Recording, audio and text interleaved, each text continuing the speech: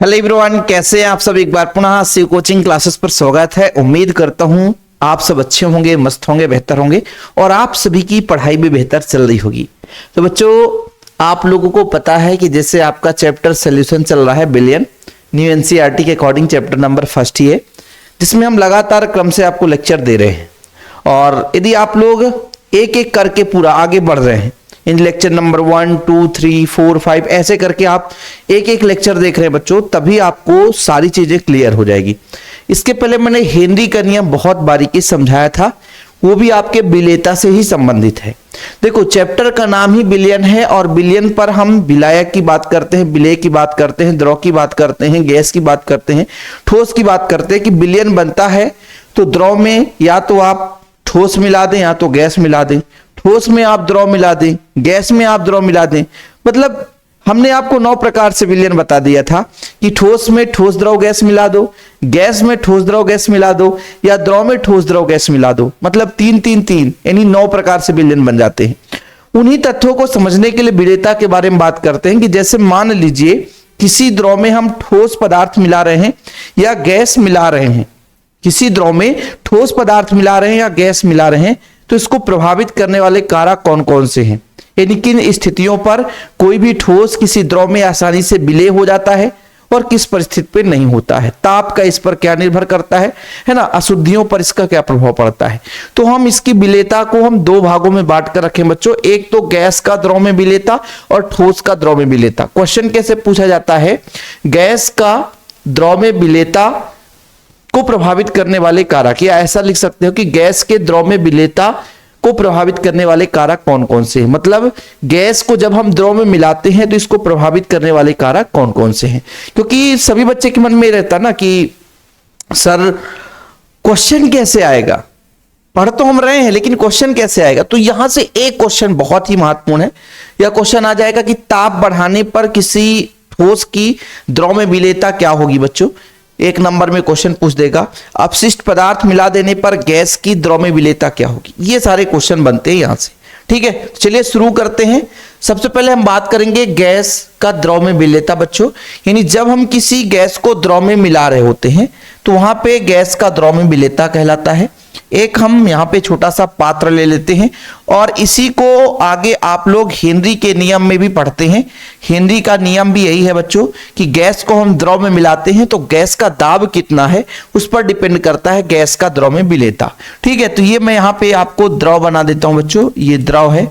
ठीक है, सबसे बड़ी बात तो यहाँ पे द्रव, ठीक है, ये आपका द्रव हो गया और इसके ऊपर हम गैस रख रहे हैं बच्चों, गैस रख रहे हैं, यहाँ पे गैस है।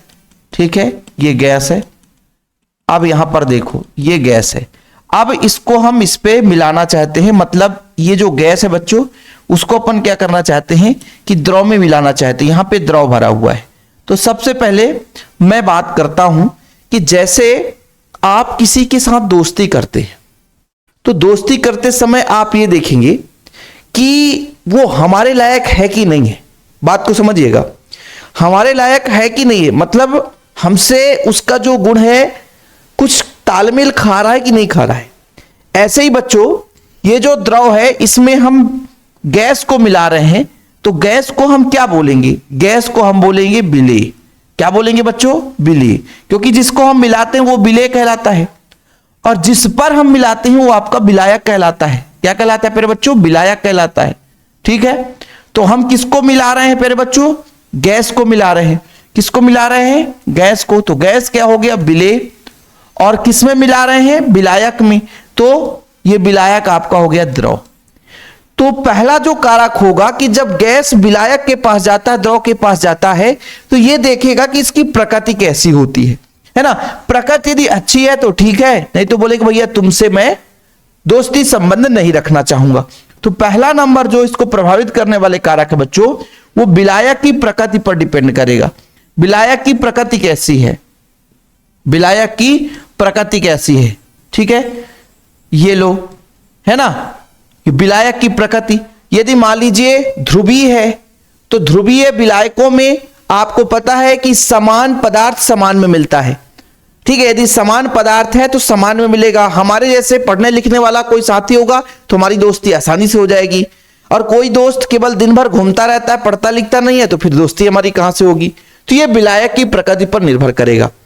दूसरा बच्चों, जैसे मान लीजिए जिस दोस्त को हमने अच्छा समझा कि पढ़ा लिखा है, बहुत बढ़िया है, लेकिन उस पे कुछ न कुछ अशुद्धियां आ जाए, अवगुण आ जाए, तो भी हमारे दोस्ती में खटास आ जाएगा, दोस्ती वहां से टूट जाएगी।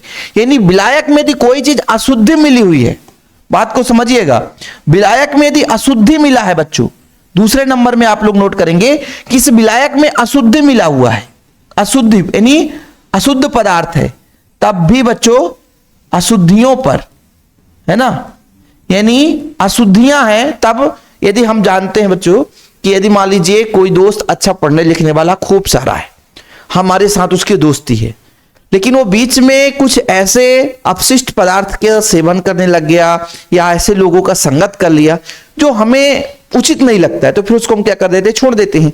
यानी यहां पे आपको पता होगा कि जब विलायक में अशुद्धि आ जाएगी तो गैस की विलेयता कम हो जाएगी, ठीक है।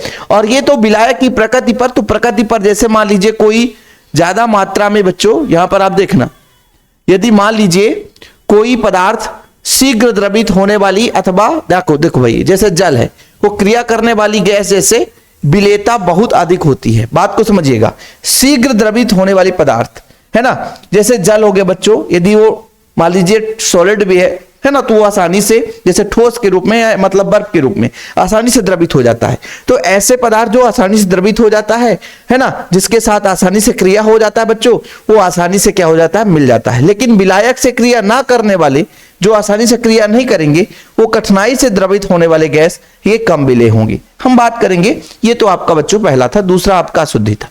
तीसरा क्या हो सकता है, आप बताओ, तीसरा क्या हो सकता है सर?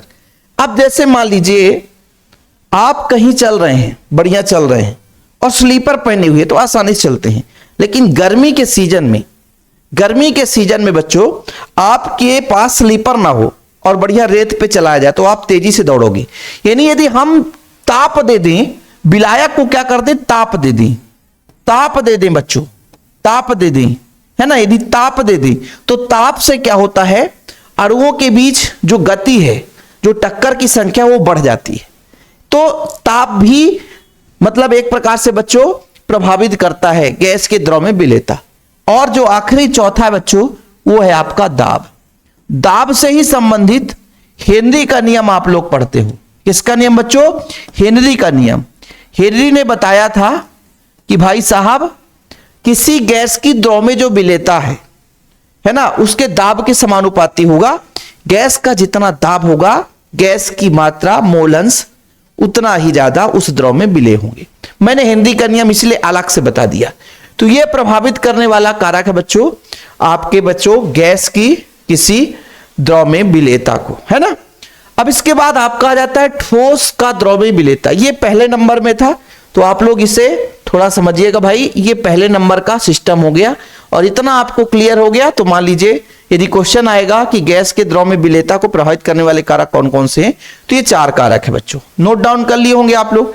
अब जो आपका ठोस का द्रव में विलेयता जब होता है, यानी ठोस पदार्थ को किसी द्रव में मिलाया जाता है, जैसे आपका शर्करा, शक्कर है, आप लोग जानते होंगे बच्चों, सबसे बढ़िया एग्जाम्पल होता है। नमक NaCl सॉलिड होता है, ये आसानी से जल में मिल जाते हैं, है ना। अब जैसे बच्चों कुछ ऐसे भी पदार्थ है जो आसानी से नहीं मिलते, जैसे एंथ्रासीन, है ना। तो एंथ्रासीन को यदि हम जल में मिलाएंगे तो आसानी से वो मिलता ही नहीं है। तो भाई ये भी डिपेंड करता है कि विलायक हम किस प्रकार कर ले रखे हैं। यदि विलायक जैसा रहेगा उस आधार पर सॉलिड, यदि जैसे शक्कर है, NaCl है ना, मान लीजिए आपका एंथ्रासीन हो गया, है ना, ऐसे बहुत सारे पदार्थ है बच्चों, तो विलायक के ऊपर भी निर्भर करेगा। दूसरा ताप, मतलब इसको प्रभावित करने वाले कारक में 2 ही पढ़ना बच्चों, आपका ताप और दूसरा आपके विलायक की प्रकृति। तो हम पहले इस पर चर्चा कर लेते हैं थोड़ा सा डीप में। तो पहला बच्चों आपका विलायक की प्रकृति, तो यहां पर चलते हैं। ये बोला गया कि जैसे मान लीजिए कोई गैस है, किसी द्रव में हम मिला रहे हैं, यदि वो गैस आसानी से द्रवित हो जाता है तो वो उतना ज्यादा विलायक के साथ मिल जाएगा। यदि बच्चों वो गैस द्रव के साथ आसानी से द्रवित नहीं हो पाता, आसानी से उतना क्रिया नहीं कर पाता, उतना ही कम विलेय होगा। यानी जब आप प्रभावित करने वाले कारक में पहला नंबर लिखेंगे कि गैस तथा विलायक की प्रकृति पर, मतलब गैस का मतलब ये हुआ जिसे हम मिला रहे हैं, विलायक जिसमें हम मिला रहे हैं, तो इन दोनों की प्रकृति पर निर्भर करता है इसकी विलेयता। जैसे बच्चों, ऐसा गैस जो आसानी से द्रवित हो जाता है वो ज्यादा मात्रा में विलेय होगा, जो आसानी से द्रवित नहीं होता वो कम मात्रा में विलेय होगा बच्चों। ठीक है, ये चीज यहां पर लिखा गया है। ठीक है, जैसे आप लोग यहां पर देख सकते हैं कि जल में अमोनिया, HCl, CO2, SO2 ये आसानी से द्रवित हो जाते हैं और आसानी से ज्यादा मात्रा में विलेय होंगे।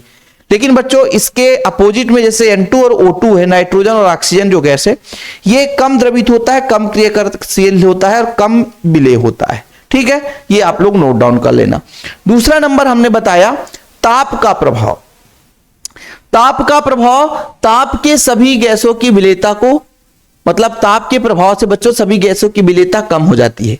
इसे हम अपने दैनिक अनुभव में उदाहरण द्वारा समझ सकते हैं। जैसे जल को गर्म करने पर उसमें घुली हुई वायु पहले छोटी छोटी बूंद के रूप में पात्र की दीवारों पर एकत्र हो जाती है तथा बुलबुले के रूप में बाहर निकल जाती है।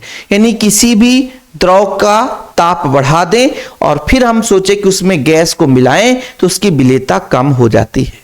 ठीक है, जैसे मैंने एग्जाम्पल बताया कि गर्मी के सीजन में आपके पैर में बच्चों स्लीपर ना हो और फिर आप रेत में चलो, फिर आप देखो स्थिति कैसी होगी, एकदम दौड़ते हुए चलोगे। ऐसे ही किसी भी द्रव का यदि हम तापमान बढ़ाएं, उसको गर्म कर दें, जब गर्म करते हैं बच्चों तो उसके अणु सक्रिय हो जाते हैं, क्रियाशील हो जाते हैं। और आप लोग पात्र में जब जल को गर्म करोगे तो बच्चों आप लोग देखोगे कि बुलबुले के रूप में बाहर क्या निकलता है, वो आपके उसके अंदर विलेय ऑक्सीजन निकलता है। और हम सोचेंगे कि अत्यधिक तापमान पर, अत्यधिक तापमान बहुत ज्यादा 100 डिग्री, भाई आसानी से नहीं, जैसे पानी को हम उबालते हैं तो बिना 100 डिग्री सेल्सियस नहीं उबलता, तब तक उसमें बढ़िया ऑक्सीजन मिला रहता है। आप सोचोगे 10 डिग्री सेल्सियस 20 डिग्री, तो ऐसा नहीं है, समान तापमान है, मतलब टेम्परेचर है, जैसे 25 डिग्री सेल्सियस समान तापमान है, इसमें तो आसानी से मिला ही हुआ है। जब उसमें तापमान ज्यादा बढ़ाएंगे, उच्च तापमान की उपस्थिति की बात की जा रही है कि तापमान जब ज्यादा है, उच्च तापमान पर जो जल में ऑक्सीजन घुला हुआ है वो बुलबुले के रूप में बाहर आ जाता है। हाँ, ये आप दैनिक जीवन में बिल्कुल प्रयोग कर सकते हो, देख सकते हो। आज ही अपने घर में जाकर देखना, एक पात्र ले लेना बच्चों और पात्र में पानी रख करके गर्म करना। जब तक वो 100 डिग्री सेल्सियस नहीं होगा तब तक उसके चारों ओर छोटे छोटे बुलबुले पात्र के दीवार पर चिपकेंगे। लेकिन जैसे 100 डिग्री सेल्सियस होगा तो जो आपके बुलबुले थे ना, अब वो सीधे जो पात्र में चिपके हुए थे वो बुलबुले के रूप में बाहर आ जाएंगे। यानी छोटे छोटे, है ना, मतलब वो अंदर जो ऑक्सीजन रहता है ना वही उसके पात्र के दीवार, क्योंकि वो अघुलनशील होता है, पहले विलेय होता है, अच्छे तरीके से घुला रहता है, लेकिन जैसे जैसे तापमान बढ़ाया तो अघुलनशील हो गया। तापमान में बढ़ाने से उसकी घुलनशीलता कम हो गई, विलेयता कम हो गई। इसलिए कहते हैं कि तापमान बढ़ाएंगे तो किसी गैस की द्रव में विलेयता बच्चों कम हो जाती है। नोट डाउन कर लेंगे, ठीक है, ओके। चलें अगला नंबर बच्चों, अशुद्धियों का प्रभाव। ये मैंने आपको बताया है कि जैसे मान लीजिए कोई अशुद्धि मिला हो बच्चों, और अशुद्धि मिला, जैसे हमारे दोस्त के साथ बहुत बढ़िया घनिष्ठ संबंध था, लेकिन उसके अंदर कुछ ऐसा क्वालिटी आ गया जैसा गुड़ा जिसे मुझे पसंद नहीं है, तो फिर हम क्या करेंगे, उसको छोड़ेंगे कि नहीं, तो छोड़ देंगे। तो अशुद्धियां होने पर भी जो आपकी गैस की विलेयता है किसी द्रव में वो कम हो जाती है। जैसे घुली हुई अशुद्धियां भी विलेयता को प्रभावित करती है। जैसे शुद्ध जल की तुलना में पोटेशियम क्लोराइड या सोडियम सल्फेट युक्त विलयन में CO2 की विलेयता कम हो जाती है। यानी शुद्ध जल में कार्बन डाइऑक्साइड अधिक विलेय होता है बच्चों, लेकिन यदि उसमें पोटेशियम क्लोराइड है, सोडियम सल्फेट है, ये चीज यदि मिला हुआ है ना, तो फिर उसमें हम कार्बन डाइऑक्साइड मिलाएंगे तो कम विलेय होगा। ठीक है, इसके कारण द्रव के अंदर आणविक रिक्तियां का ठोस के अणुओं द्वारा गिर जाना है। इस प्रकार से सोडा वाटर को बोतल में थोड़ा सा हल्का नमक डालने पर झाग बोतल से बाहर निकलने लगता है। देखो ये बहुत बढ़िया है, यहां से ऑब्जेक्टिव क्वेश्चन आ सकता है कि ये बताओ कि सोडा वाटर में थोड़ा सा नमक डालते हैं, सोडा वाटर है उसमें नमक डालते हैं तो झाग क्यों बनता है? भाई झाग क्यों बनता है? झाग क्यों बनता है? तो आप लोगों ने भाई पढ़ ही लिया कि यदि कोई द्रव है उसमें गैस मिला हुआ है और उसमें अशुद्ध मिला दिया जाए तो फिर वो गैस जो है द्रव से अलग हो जाता है। बताया ना कि दो दोस्त बहुत बढ़िया है ना, बहुत घनिष्ठ दोस्ती है, सोने के पहले और जगने के बाद सबसे पहले उन्हीं से हाय हेलो होता है। लेकिन एक दोस्त में बीच में थोड़ा सा खटास उत्पन्न हो गया, क्योंकि उसके अंदर अशुद्धियां आ गई। तो फिर दूसरा दोस्त बोला भैया तू साइड हो जा, तुझे छोड़कर जाना ही पड़ेगा। ऐसे ही सोडा वाटर में जैसे ही हल्का सा नमक मिलाया, और नमक मिलाते ही बच्चों हुआ क्या कि उसके अंदर जो गैस मिला हुआ है ना, कोई भी गैस यदि मिला है तो फिर वो गैस बुलबुले के रूप में बाहर होगा तो झाग जैसा दिखाई देगा। ये आजकल रील्स में बहुत ज्यादा वायरल होता है बच्चों। आप लोग देखे होंगे कि सोडा वाटर है, बढ़िया हिलाते हैं अच्छे तरीके से, फिर मारते हैं थोड़ा बहुत, वो एकदम झाग उत्पन्न हो जाता है। तो ये सारा चीज रील्स में आप लोग देखे होंगे। ठीक है बच्चों, तो ये चीज भी क्लियर हो गया कि यदि कोई अशुद्धि मिला दी जाए किसी भी द्रव में तो उसमें गैस की विलेयता हमेशा कम हो जाती है। सबसे बड़ी एग्जांपल कि सोडा वाटर में नमक मिलाने से झाग उत्पन्न होता है। ऐसा क्यों? क्योंकि विलेयता, गैस की विलेयता कम हो जाती है। क्वेश्चन ऐसे बीच बीच से ऑब्जेक्टिव पूछ दिया जाता है। और दाब का प्रभाव, इसको तो भाई हेनरी के नियम के ही आधार पर हम समझ सकते हैं कि हेनरी का नियम क्या कहता है। जिस बच्चे ने हेनरी का नियम नहीं पढ़ा था पिछले लेक्चर में, वो यहां पर देख ले। हेनरी साहब ने बताया कि स्थिर ताप पर, तापमान स्थिर रहे तो किसी गैस की द्रव में विलेयता, किसी गैस की द्रव में विलेयता मतलब गैस को हम द्रव में मिला रहे हैं तो द्रव में विलेयता जो है द्रव के सतह या विलयन की सतह पर पड़ने वाले गैस के आंशिक दाब के समानुपाती होता है। यानी किसी भी द्रव में गैस को हम मिला रहे हैं तो उस गैस के द्वारा द्रव पर कितना दाब लगाया गया यह डिपेंड करेगा गैस की विलेयता बच्चों किसी द्रव में। जैसे मान लीजिए दाब P है तो P समानुपाती X हो गया, क्योंकि X क्या है यहां पर गैस की मात्रा है या गैस की मोल अंश है बच्चों। समानुपाती हटाते हैं तो एक हेनरी नियतांक लग जाता है। जी हां बच्चों, यही हेनरी का नियम है, इसके अलावा कुछ भी नहीं है। ठीक है, यही हेनरी का नियम है, इसके अलावा कुछ भी नहीं है। हेनरी साहब ने क्या बताया था? अच्छा, हेनरी का नियम, हेनरी के नियम की सीमाएं, इसका अनुप्रयोग एक अलग बढ़िया सेपरेट लेक्चर है। आप शिव कोचिंग क्लासेस में सर्च कर लेंगे, बिल्कुल मिल जाएगा। कोई भी टॉपिक है, आप यदि यूट्यूब पे देख रहे हैं तो यूट्यूब पे आप किसी भी टॉपिक पर सर्च करके लास्ट में शिव कोचिंग क्लासेस लिख दें, आपको बच्चों टॉपिक मिल जाएगा और बढ़िया आपकी तैयारी हो जाएगी। ठीक है, तो हेनरी साहब ने यही बताया कि भाई दाब का प्रभाव पड़ता है। दाब का प्रभाव का मतलब ये हुआ कि हमारे पास एक द्रव है, छोटा सा डायग्राम समझ लेते हैं ना। ठीक है, समय तो लग ही जाता बच्चों, क्योंकि हम बेसिक यहां पे केवल इंपॉर्टेंट चीजें लेकर नहीं चल रहे हैं। ये हमारा पात्र है बच्चों, पात्र में द्रव भरा हुआ है। क्या भरा हुआ है? द्रव भरा हुआ है। ठीक है, नीचे द्रव है बच्चों, ठीक है, द्रव है, और द्रव के ऊपर आपका गैस है, यहां पे गैस है। ठीक है, ये क्या है? गैस है। अब इस गैस पर हम एक पिस्टन लगा देते हैं और यहां पर डब्लू कार कर देते हैं, डब्लू कार। अब बच्चों ऊपर से हमने कार्य किया तो गैस के दाब में वृद्धि होगी, गैस के दाब में वृद्धि होगी। तो दाब कहां पे लगेगा? विलयन की सतह पर। किसके द्वारा लगेगा? ये जो आपका बच्चों गैस पर दाब है इसके द्वारा लगेगा। इसलिए तो कहा जाता है कि भाई जो गैस की मात्रा है वो किसके समानुपाती होगा? आंशिक दाब के समानुपाती होगा। जो द्रव के सतह पर दाब लगेगा उस पर निर्भर करेगा बच्चों कि गैस की मात्रा कितना इसमें विलेय है। यही हेनरी का नियम है। तो ये आपके बच्चों जो प्रभावित करने वाले 4 कारक थे, विलेयता, गैस की द्रव में विलेयता प्रभावित करने वाले कारक। पहला नंबर बच्चों आपका ये हो गया गैस तथा विलायक की प्रकृति पर। दूसरा ताप पर बच्चों, स्क्रीनशॉट ले लेना आप लोग, अशुद्धियों पर, है ना, और दाब का प्रभाव जिसमें हेनरी का नियम है। हाँ, यदि आप लोगों को प्रॉपर नोट्स चाहिए कि सर हाँ नोट्स इसका मिलता है, तो नोट्स मिलते हैं बच्चों, मात्र 100 रुपए लगता है ना। कॉन्टेक्ट नंबर मैं दे दूंगा 96 85 29 91 49 9685299149। ओके, चलिए ये चीज क्लियर हो गया। अब हम आगे चलेंगे बच्चों। ठोस का द्रव में विलेयता, इसको प्रभावित करने वाले 2 कारक हैं, एक तो विलायक की प्रकृति और दूसरा ताप। तापमान तो आपको पता है बच्चों कि कोई भी पदार्थ है तापमान बढ़ा दें यदि, है ना, तो विलेयता, ठोस की विलेयता क्या होगी, इतना ध्यान रखना। 2 चीज याद रखना, तापमान में 2 चीज रखना बच्चों।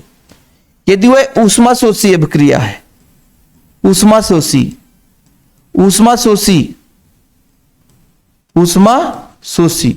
ठीक है, ऊष्माशोषी अभिक्रिया है तो ताप बढ़ाने पर अभिक्रिया भी बढ़ेगी। यदि ताप बढ़ा दिया जाए तो अभिक्रिया भी क्या होगा बच्चों? बढ़ेगा, यानी विलेयता अधिक होगा। विलेयता क्या होगा, अधिक हो। कोई भी आपका मान लीजिए रासायनिक अभिक्रिया हो रहा है, उसमें ठोस पदार्थ किसी द्रव में मिला रहे हैं, यदि उसमें ऊष्मा शोषी अभिक्रिया हो रही है मिलाने पर, तो ताप बढ़ाने पर अभिक्रिया बढ़ेगी। लेकिन वहीं पे बच्चों यदि वो अभिक्रिया, यदि ठोस को हम किसी द्रव में मिला दें तो वहीं पे यदि वो ऊष्मा छेपी हो जाए, कैसा हो जाए बच्चों, ऊष्मा छेपी, मतलब ऊष्मा उसमें से स्वयं मिलने लग जाए, तो ताप यदि बढ़ाएंगे बच्चों, ताप बढ़ाएंगे ऊपर की ओर, तो अभिक्रिया में क्या होगी, कमी आएगी, यानी विलेयता कम हो जाएगा, है ना बच्चों। यहां पर विलेयता लिख देता हूं, सबसे बढ़िया है ना, यहां भी विलेयता लिख देता हूं, किसी को परेशानी ना हो ना, समझना जरूरी है, हर बच्चा थोड़ा समझ पाए। तो मैंने ये समझाया कि तापमान, जैसे किसी सॉलिड को हम किसी लिक्विड में मिला रहे हैं, ठोस को किसी द्रव में मिला रहे हैं, और मिलाने के बाद यदि उसमें ऊष्मा शोषी अभिक्रिया हो रही है, यानी उसमें से ऊष्मा, मतलब उसमें ऊष्मा ग्रहण की जा रही है, तब ताप बढ़ाएंगे भाई तो ऊष्मा लेगा और विलेयता बढ़ेगी। लेकिन वहीं पे जब हमने भाई किसी सॉलिड को मिलाया और उसमें ऊष्मा छेपी होने लग गई, यानी उसमें से ऊष्मा निकलने लग गया, ऊष्मा निकलना मतलब भाई उसमें स्वतः ऊष्मा निकल रहा है और हम अधिक टेम्परेचर दे रहे हैं, तो फिर कहां संभव है, तो उस स्थिति में विलेयता कम हो जाती है। लेकिन विलायक की प्रकृति पर आप लोग यहां पर थोड़ा सा 2 लाइन लिख लेना कि यदि हम विलेय पदार्थों की विभिन्न विलायकों में विलेयता पर विचार करें तो हम ध्रुवीय विलायकों में अधिक विलेय होता है बच्चों, यानी ध्रुवीय का मतलब जो आयन के रूप में टूट जाए। जैसे आपका मान लीजिए NaCl है, NaCl है बच्चों, NaCl ये टूटेगा तो Na पॉजिटिव और Cl निगेटिव है, ये ध्रुवीय हो गया। इसको हम H2O में मिलाते हैं तो बोलोगे सर H2O भी क्या ध्रुवीय है, जी हाँ, ये बनाएगा H पॉजिटिव और OH निगेटिव। तो बच्चों ये आपका सॉलिड था, ये आपका सॉलिड था कौन, NaCl सॉलिड होता है कि नहीं, बिल्कुल हाँ सॉलिड था। और ये नीचे वाला बच्चों आपका क्या था, लिक्विड था, ये आपका लिक्विड था, ये H2O लिखा है, लिक्विड है ये। तो इसको हमने यहां पर देखा कि भाई ये भी आपका ध्रुवीय है, कैसा है बच्चों, ध्रुवीय है, और H2O ये भी आपका ध्रुवीय है। तो भाई कहां लिखो कहां चला जाता है ना, ध्रुवीय है। तो बच्चों यहां कहने का मतलब ध्रुवीय विलायक पर मिलाया तो आसानी से मिल गया, यानी समान विलेय को समान विलायक में मिलाया गया तो आसानी से मिल गया बच्चों, ठीक है। तो ऐसे ही किसी भी ठोस को द्रव में मिला रहे हैं तो उसकी प्रकृति पर निर्भर करता है उसकी विलेयता बच्चों, है ना। यदि दोनों समान प्रकृति के हैं तो आसानी से मिलेगा, और यदि असमान प्रकृति के हैं तो विलेयता कम हो जाती है। यहां से क्वेश्चन कभी नहीं पूछा गया है, कभी भी आज तक विलायक की प्रकृति यदि ठोस की द्रव में विलेयता, पर यदि मान लीजिए कभी क्वेश्चन पूछ दे तो आप लोगों को तैयार रखना जरूरी रहता है, क्योंकि हर एक पॉइंट पर हम चर्चा करते चलेंगे ना। क्योंकि भाई देखो इसके उदाहरण हम बहुत सारे करा सकते हैं, लेकिन बोर्ड एग्जाम के लेवल से इतना सफिशिएंट है कि आप लोग एक एग्जाम्पल समझो कि मान लीजिए विलायक की प्रकृति पर डिपेंड करता है, यानी किसी भी ठोस की द्रव में विलेयता विलायक की प्रकृति पर निर्भर करता है। जैसे विलेय ध्रुवीय है और विलायक भी ध्रुवीय है तो आसानी से मिल जाता है। जैसे उदाहरण के तौर पर NaCl हमारा क्या है, ध्रुवीय विलेय है, और H2O जो है ध्रुवीय विलायक है, इन दोनों को मिला दे तो आसानी से मिल जाता है। लेकिन वहीं पे बच्चों हम आयोडीन की बात करते हैं, ये अध्रुवीय है, और इसको हम कार्बन टेट्राक्लोराइड में मिला दें जो आपका अध्रुवीय है, तो इनको अध्रुवीय को अध्रुवीय से मिलाने पर भी उसकी विलेयता अधिक होगी।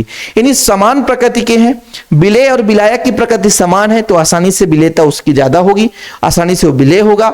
लेकिन बच्चों प्रकृति यदि अलग अलग है, प्रकृति सही नहीं है, तो फिर विलेयता कम हो जाएगा, ठीक है। चलो कोई दिक्कत, तो नोट डाउन कर लेना प्यारे बच्चों इतना, और आप लोगों को इतना ही समझाना था आज, है ना, जो कि मैंने कंप्लीट करा दिया है।